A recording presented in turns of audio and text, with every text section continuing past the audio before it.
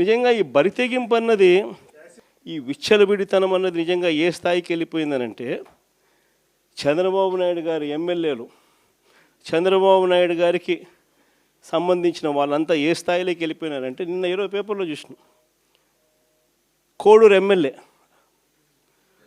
ఆరవ శ్రీధర్, అదే మనిషేనా అసలు, ఇది ఎమ్మెల్యేనా అని అనిపిస్తుంది నాకు. అసలు ఈ అరవ శ్రీధర్ అనేవాడు ప్రభుత్వ ఉద్యోగి అయిన ఒక అమ్మాయిని భయపెట్టి, బెదిరించి, రేపు చేసి, హెరాస్ చేసి, స్వయంగా ఆ అమ్మాయి తనకు జరిగిన అన్యాయాన్ని కూడా ఏకంగా సాక్ష్యాలు, ఆధారాలతో సహా బయటపెట్టింది. హలో అండి, అందరికీ నమస్కారం. ప్రతిపక్ష హోదాలో ఉన్నటువంటి జగన్మోహన్ రెడ్డి గారు, ఇంతకుముందు మాజీ ముఖ్యమంత్రిగా పనిచేసినటువంటి జగన్మోహన్ రెడ్డి గారు పవన్ కళ్యాణ్ గురించి, పవన్ కళ్యాణ్ పార్టీ గురించి ఒక చులకన భావంతో మాట్లాడుతున్నారు. అది ఎంతవరకు సబబో మీకు అర్థం చేసుకోండి. జగన్మోహన్ రెడ్డి గారు, మీరు చిన్నపిల్లలు కాదు మీకు చెప్పడానికి. మీరు ఇంతకుముందు ఒక ముఖ్యమంత్రిగా పనిచేశారండి.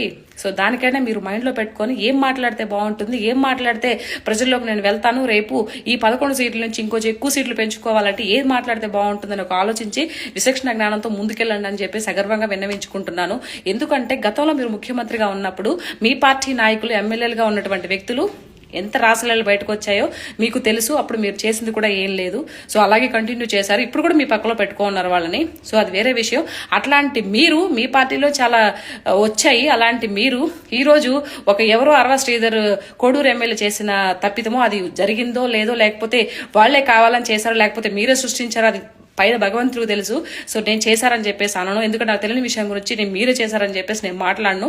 అలాంటి విషయాన్ని మీరు ఒక ప్రెస్ మీట్ పెట్టి వాళ్ళు చేసిన తప్పుని మీరు జనసేన పార్టీ మీద, పార్టీ నాయకుడు పవన్ కళ్యాణ్ గారి మీద దిద్దే ఉద్దేశం మాట్లాడుతున్నారు చూడు, అది కరెక్ట్ కాదు జగనన్న. సో ఒకరిని తక్కువ చేసి మాట్లాడితే నీకు ఓట్లు పడతాయి అనుకుంటే మూర్ఖత్వం అది. సో ఎవరిని కూడా తక్కువ చేసి మాట్లాడొద్దు. నీకంటూ ఒక స్టెబిలిటీ ఉంది, ఒక హోదాలో ఉంది. ఎందుకంటే మీరు మాజీ ముఖ్యమంత్రిగా 151 సీట్లతో మీరు గెలిచి పనిచేసిన వ్యక్తులు. మీరు ప్రజల్లోకి ముందుకెళ్లి నెక్స్ట్ రాబోయే ఎలక్షన్లకి ఎలా ఇది చేసుకోవాలి, ఎలాంటి మాటలు మాట్లాడాలి అది చూసుకోవాలి తప్పితే ఇలాంటి మాటల గురించి మాట్లాడి మీ స్థాయిని తగ్గించుకోకండి అని చెప్పే ఇదే మాటలు తప్పితే అదర్వైజ్ మిమ్మల్ని అయితే కించపరచడానికి కాదు జగన్మోహన్ రెడ్డి గారు. కాబట్టి ఇప్పటికైనా మీది చేసి ఒకటి చేసిన తప్పుని పార్టీ నాయకుడికి, పార్టీ అధినాయకుడికి దిద్దే ప్రయత్నం అస్సలు చేయకండి. ఎందుకో నాకు అర్థం కాదు. మీకు పవన్ కళ్యాణ్ గారు అంటే అంత కోపం ఎందుకో నాకు అర్థం కాదు.